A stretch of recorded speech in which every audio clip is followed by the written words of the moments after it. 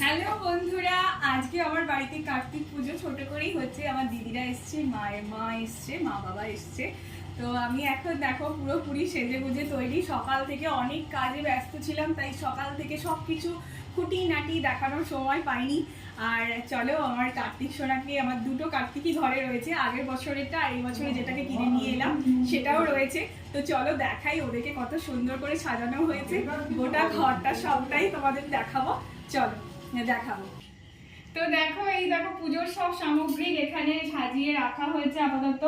সব আমার বোনপো, আমি, মা, মানে আমার হাজবেন্ড সবাই মিলেই আমরা করেছি।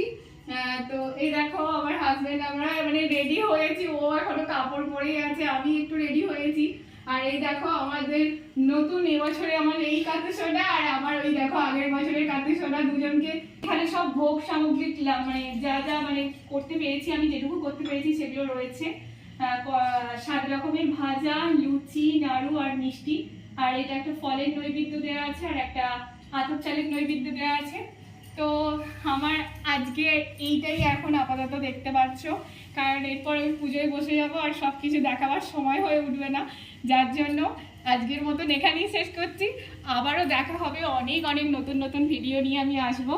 আর অবশ্যই তোমরা জানিও তোমাদের বাড়িতে তোমাদের কাদের কাদের কার্তিক পুজো হলো, কেমন করে কার্তিক পুজোর আনন্দটা করেছো, অবশ্যই কমেন্ট করে জানাতে ভুলো না। আর ভিডিওগুলো ভালো লাগলে অবশ্যই লাইক কমেন্ট শেয়ার করবে, আর আমাকে একটু ফলো করে পাশে থেকো। টাটা।